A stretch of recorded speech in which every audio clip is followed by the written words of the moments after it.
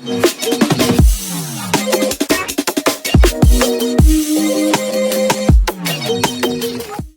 Samir Gupta has lots to say about these issues. He's our regular Wednesday guest, but because he's a respirologist, and this is very much the issue that we want to know about the president, he is here for a bonus visit, and we thank you very much. Hi, Dr. Gupta. Good morning.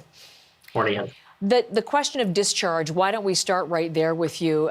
Meeting with his team today, still hoping to be heading back to the White House and discharged from hospital later today. How prudent does that seem to you?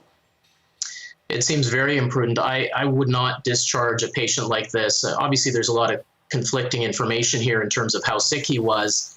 But we do know that he, for some period of time, required oxygen. They talked about a CT scan showing, expected findings. To me, that means he probably has some pneumonia on the CT scan.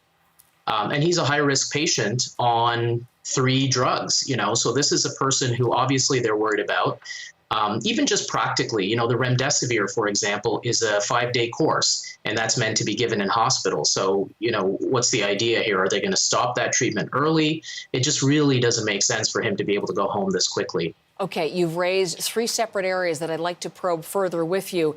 And as I watch your facial expressions, I feel a little bit relieved because the whole thing has been very confusing from a layperson's perspective, getting these medical briefings. And so I'm hoping that you, as a respirologist, can help us understand a little bit more clearly. The drops in oxygen level, we know that he was receiving supplemental oxygen on 2 occasions, but just how low it went, they would not specify, below 94. So what is important in that?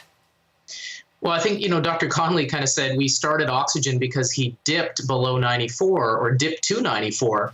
But the reality is that a normal oxygen saturation in someone the president's age is actually 93%.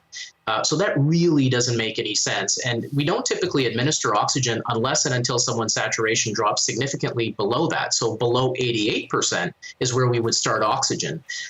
So obviously either, they're trying to hide something or they just have completely different thresholds for treatment, which really doesn't make any sense. I think we have to assume that his oxygen levels went substantially lower than 94. At some point during the press conference, he kind of admitted that they didn't go into the low 80s. So I'm thinking probably he had saturations in the mid 80s, which would have justified why would that oxygen. be important? What would that be? That would show that the illness is progressing in his lungs if it went to that level? Absolutely. If he's at 93, 94%, that's within normal. If he's in and below 88%, that really does suggest that the illness is preventing his lungs from being able to absorb oxygen, which is what this illness does. And that's a red flag. That would be an indication for starting him on oxygen, and that would indicate that he's sicker than they're letting on right now.